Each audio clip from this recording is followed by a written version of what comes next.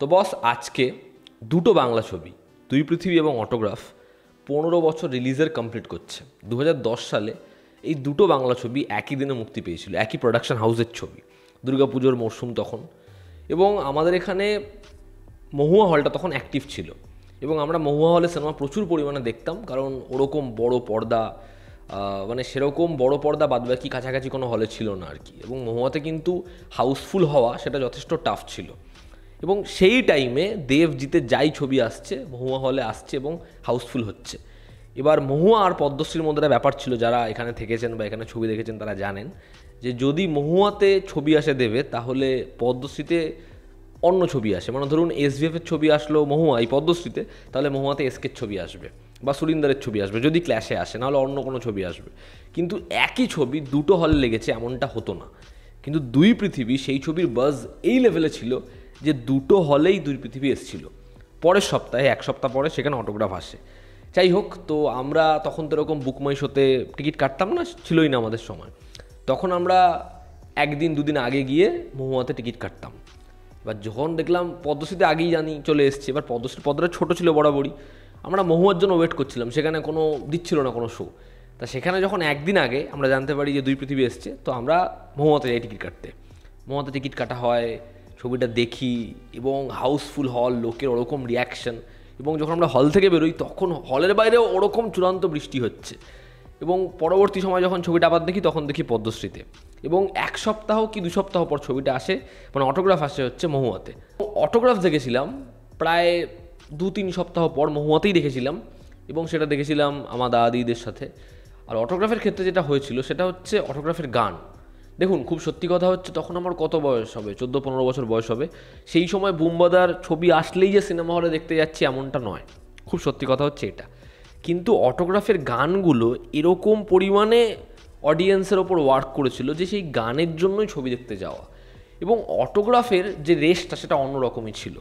এবার আজকের এই ভিডিওতে আমি যেটা বলতে চাইছি, মানে প্রথমে কেন আমি আমার এই দেখাটা বা আমার এক্সপিরিয়েন্সটা শেয়ার করলাম, তার কারণ সেই মুহূর্তটা অনেকে দেখেনি, আমরা সেটা দেখেছি, সেটার মধ্যে বেঁচেছি। কিন্তু যেটা আমার বলার সেটা হচ্ছে, আজকে এই যে 15 বছর পূরণ হচ্ছে দুই পৃথিবীর, শুধুমাত্র দুই পৃথিবীর না, অটোগ্রাফেরও পূরণ হচ্ছে। এবং শুধুমাত্র দুজন সুপারস্টার যারা সেই সময় 15 বছর আগে পিক টাইমে ছিল তারা একসাথে এসেছে এমনটা নয়। সঙ্গে আরও একটা বিষয়, সেটা হচ্ছে বুম্বাদা প্রসেনজিৎ চট্টোপাধ্যায়ের সেকেন্ড ইনিংস স্টার্ট হয়েছে। এটা আমি কেন বলছি, তার আগে বুম্বাদা দেখুন, প্রসেনজিৎ চট্টোপাধ্যায় একটা লম্বা সময় ইন্ডাস্ট্রি ধরে কাজ করেছে। সে হিট, সুপারহিট, ব্লকবাস্টার ছবি দিয়েছে, প্রচুর ছবি করেছে। ইন্ডাস্ট্রির যখন খারাপ ফেস ছিল, সেই নিজের কাঁধে এক প্রকার বলতে গেলে ইন্ডাস্ট্রিকে টেনেছে। তার হিট ছবির দ্বারা সংসার চলেছে বহু মানুষের, এটা আমরা প্রত্যেকে জানি। কিন্তু অটোগ্রাফি এমন একটা ছবি, সৃজিত মুখার্জি সেই সময় এমন একটা ছবি নিয়ে আসে, যেই ছবিটার দ্বারা প্রসেনজিৎ চট্টোপাধ্যায়ের যে ভার্সন 2 সেটা আমরা দেখতে পাই, সেটা স্টার্ট হয়। এবং সেখান থেকে এখন অবধি তার কিন্তু সেই ইনিংসটা চলেই যাচ্ছে, ঠিক আছে। এবং পাশাপাশি দুজন সুপারস্টার যারা নিজেদের ফ্যান ফলোয়িংয়ের একদম পিক লেভেলে রয়েছে, দেব এবং জিৎ, তাদেরকে একসাথে আনা, এবং সেটাও করছে কিন্তু একটাই প্রোডাকশন হাউস, এসভিএফ। দুটো ছবি কিন্তু এসভিএফের ছবি। এবং সেই সময় পিকে, কমার্শিয়াল ছবির পিকে যে পরিচালক রাজ চক্রবর্তী, সে সেই ছবিটা ডিরেক্ট করছে। তো অনেকগুলো এমন ফ্যাক্টর রয়েছে যেগুলো সেই ছবিগুলো দেখার জন্য বা অডিয়েন্সকে এক্সাইটেড করার জন্য কাজ করেছে। এবার যখন দুই পৃথিবী এসছে, আজকে ভাবুন দেবজিৎকে একসাথে আনা সেটা কতটা টাফ, সেটা কতটা কঠিন। এবং সেই সময় ভাবুন যেখানে দুজনের ছবি আসলেই সুপারহিট, ব্লকবাস্টার ছবি 6 কোটি 8 কোটির ব্যবসা এই লেভেলে করছে। এখনকার সময়ের থেকে সেই সময় সিঙ্গেল স্ক্রিন অনেক বেশি, যেই ছবি আসছে হাউসফুলের বন্যা বয়ে যাচ্ছে। সেই সময় দুজনকে এই প্রোডাকশন হাউস, এই পরিচালক একসাথে নিয়ে এসেছে। এবং সেই ছবির কি চাহিদা, সেই ছবির যে প্রথম যে 7 দিন কী লেভেলের টিকিট বিক্রি হয়েছে, কী লেভেলে অ্যাডভান্স বুকিং হয়েছে, ওপেনিংয়ে সব রেকর্ড ভেঙে দিয়েছে। তো সেই ছবির ক্রেজ কী লেভেলে। আজকে 15 বছর কমপ্লিট হওয়ায় আমার যেটা প্রথম বক্তব্য সেটা হচ্ছে যে আজকে যখন মেইন স্ট্রিমের যে বাজার বাংলা ছবির, সেটা বেটার জায়গাতে এসেছে। একটা বড় এমন ফেজ গেছে বাংলা ছবির, যেখানে কিন্তু বাণিজ্যিক ছবি হলেও সেটা ব্যবসা দেয়নি, ঠিক আছে। জিৎ সে নিজের মতো করে করে করে করে করে গেছে, কিন্তু একটা লম্বা সময় যেখানে এখানকার যারা মেইন স্ট্রিম স্টার তারা মেইন স্ট্রিম ছবি করছিল না, কারণ ব্যবসা হচ্ছে না। ওই বাজেটটা কিভাবে তারা খরচা করবে, ওই টাকাটার ছবি বানাবে কি করে। কিন্তু খাদান সেই ছবিটা ব্যবসা করলো, বহুরূপী সেই ছবিটা ব্যবসা করলো, রঘু ডাকাত সেটা একটা মিনিমাম জায়গায় এসেছে, ব্যবসা করেছে। তো এই যে জোনটা না, এটা ওয়াইডার হয়েছে, এটা আবার একটা আশার আলো জাগাচ্ছে যে মেইন স্ট্রিম ছবি ব্যবসা করবে। যদি মেইন স্ট্রিম ছবি ভালো মতো বানানো হয়, মেইন স্ট্রিম ছবি ব্যবসা করবে। তো আমার মনে হয় এখন একটা সময়, যেই সময় দেবজিৎকে নিয়ে আবার ভাবা যেতে পারে। একটা 2 হিরো ফিল্ম যদি এখন সম্ভব হয় তাহলে যেন সেটা করা হয়। সে পরিচালক রাজ চক্রবর্তীর কাছে রিকোয়েস্ট হোক, তা প্রোডাকশন হাউসের কাছে রিকোয়েস্ট হোক, এবং 2 সুপারস্টারের কাছে যখন ইন্টারভিউ করেছি বারবার এই প্রশ্ন তো আমি হাজারবার করেছি যে দুজন কবে একসাথে আসবে। আমি জানি না সেটা আদৌ সম্ভব হবে কি না, তাদের আমরা পরবর্তীতে কখনো একসাথে দেখতে পাবো কি না। যখন বুমারাং ছবিতে দেবের কেমিও তোরাকে বলা যায় না, কিন্তু দেবের যখন ছবিটা আসে, অডিয়েন্স কী লেভেলে চিৎকার করেছে, কী লেভেলে মজা পেয়েছে জিতের ছবিতে দেবের ওরকম একটা ছবি, সেটা আমি জানি, সিনেমা হলে বসে দেখেছি। তো এই দুজন, এই 2 সুপারস্টারকে একসাথে দেখার জন্য অডিয়েন্সের যে খিদেটা, সেটা এখনও কোন জায়গাতে রয়েছে। আমার বলার এটুকুই যে আজকে যখন মার্কেটের অবস্থানটা একটু বেটার জায়গাতে এসেছে, তাহলে যেন একবার এই চেষ্টাটা করা হয়। তার কারণ অডিয়েন্স না এটার জন্য বহু বছর ধরে অডিয়েন্স বলে যাচ্ছে, চেয়ে যাচ্ছে, হাপিত্তেশ করে যাচ্ছে। তো যদি সেটা পূরণ হয় তাহলে আমার মনে হয় ভীষণ ভালোই হবে। তার কারণ আজকে তামিলেও কিন্তু রজনীকান্ত, কমল হাসান এই 2 সুপারস্টারকে নিয়ে একসাথে কাজ করার কথা ভাবা হচ্ছে। আজকে মালায়ালামে মোহনলাল মামুঠির মতো সুপারস্টার তারা কিন্তু প্যাট্রিয়ট বলে একটা ছবিতে একসাথে কাজ করছে। প্রোমো যখন দুজনকে একসাথে দেখা যায় প্রোমোতে, সেটা খুব স্যাটিসফাইং। আজকে কিন্তু শাহরুখ সালমানও একটা ছবিতে কেমিও করছে। আমি জানি না পরবর্তী সময়ে টাইগার ভার্সেস পাঠান আসবে কি না, না আসার চান্সই বেশি। অজয় দেবগন, অক্ষয় কুমার একসাথে স্ক্রিন শেয়ার করছে। তো সেখানে বাঙালি অডিয়েন্সেরও এইটুকুই চাওয়া যেন দেবজিৎকে আমরা আরও একবার একসাথে দেখতে পারি, একটা সিনেমাতে অ্যাটলিস্ট একসাথে দেখতে পারি। এবং এখন যখন মার্কেটের অবস্থানটা একটু বেটার জায়গায় আসছে, যদি সেটা সম্ভব হয়, যদি সেটা করা হয়, আমার মনে হয় অডিয়েন্স সেটাতে ভীষণভাবে খুশি হবে। এবং প্যারালালি যদি বুম্বাদার কথা বলি, প্রসেনজিৎ চট্টোপাধ্যায়ের কথা বলি, তাহলে প্রসেনজিৎ চট্টোপাধ্যায় তার ফার্স্ট ইনিং কী ছিল আমরা জানি, এবং তার সেকেন্ড ইনিং সেটা এখনও চলছে।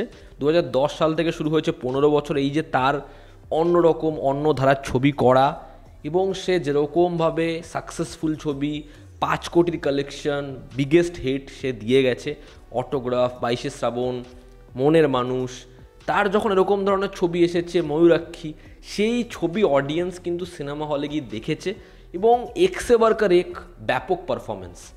কিন্তু সে যখন এরকম ধরনের ছবি করে গেছে, তখন সেই সময় সে আগে যেরকম ধরনের মেইন স্ট্রিম ছবি করতো, সেটার থেকে তো কাইন্ড অফ দূরেই চলে গেছে।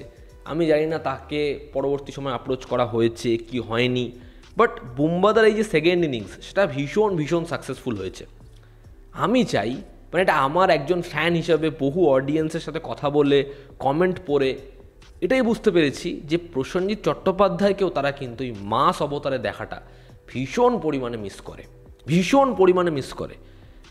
আজকে এটা আমি চাই না যে প্রসেনজিৎ চট্টোপাধ্যায় এমন একটা ছবি করুক যে ছবিতে সে ঘুষি মারছে, ক্যারেক্টার ঘুরে মানে 10 তলা বিল্ডিং থেকে পড়ছে, বা সে 100 ফুট দূরে গিয়ে পড়ছে, যেরকম ধরনের ছবি এখনও চিরঞ্জীবী করছে। আমি সত্যি ওরকম ধরনের ছবি চাই না, কারণ প্রসেনজিৎ চট্টোপাধ্যায় আজকে জুবলিও করছে, সে আজকে একটা গুমনামিও করছে।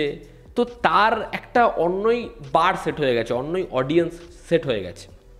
আমার খালি এটাই বলার যে এই দুটো দিককে ব্যালেন্স করে যদি প্রসেনজিৎ চট্টোপাধ্যায়ের থার্ড ইনিংসটা এখান থেকে শুরু হয়, আমার মনে হয় অডিয়েন্স কিন্তু ভীষণ খুশি হবে। আমি জানি না কোন পরিচালককে রিকোয়েস্ট করতে হবে, তবে এটা যদি করা হয় অডিয়েন্স কিন্তু ভীষণ স্যাটিসফাই হবে।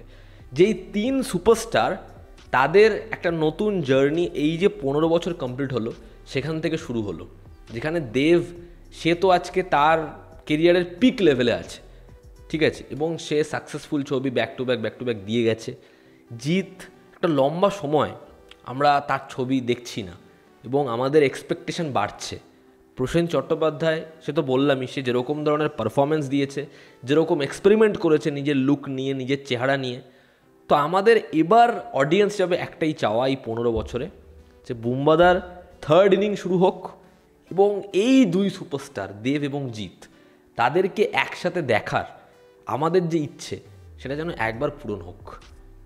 অডিয়েন্স আবার সিনেমা হলে যাবে, আবার রেকর্ডের পর রেকর্ড করবে এবং আবার সেই ছবিটা নিয়ে চর্চা হবে, ভীষণ লেভেলে চর্চা হবে। তো সেটার অ্যাটলিস্ট একটা চেষ্টা হোক। আমাদের ইন্ডাস্ট্রি আজকে এমন একটা জায়গায় রয়েছে, যদি আমাদের এখানে এই টাইমে যখন অডিয়েন্স বক্স অফিসে বহুরূপী খাদানের মতো ব্লকবাস্টার ছবি এনে দিয়েছে, একটা ব্যাপক নাম্বার এনে দিয়েছে, যদি সেই মার্কেটটাকে বুঝে পরপর এরকম বড় ছবি না আসে, অডিয়েন্সের ম্যাক্সিমাম যে ক্যাপাসিটি, যে অডিয়েন্স এদের জন্য ছবি দেখতে আসবেই, একবার রিস্ক না নেওয়া হয়, আমার মনে হয় তাহলে আমাদের এখনও যে পোটেনশিয়ালটা আছে সেটা রিয়েলাইজই করা যাবে না। কারণ আমরা এই ছোট ছোট ছবি করতে করতে করতে করতে মার্কেটকে ভীষণভাবে টেকেন ফর গ্রান্টেড নিয়েছি, অডিয়েন্সকে একই জিনিস বারবার কনজিউম করতে দিয়েছি, অডিয়েন্সও কোথাও একটা গিয়ে ফেড আপ হয়ে গেছে। আজকে যে কজন অডিয়েন্স বলছে এদেরকে একসাথে দেখতে চাই, আপনি দেখুন আজ থেকে 3 বছর আগে তার থেকে অনেক বেশি অডিয়েন্স বলতো, 5 বছর আগে আরও বেশি অডিয়েন্স বলতো, কিন্তু এই পরিমাণটাও আস্তে আস্তে কমছে, তার কারণ তারা কোথাও একটা গিয়ে বিমুখ হচ্ছে।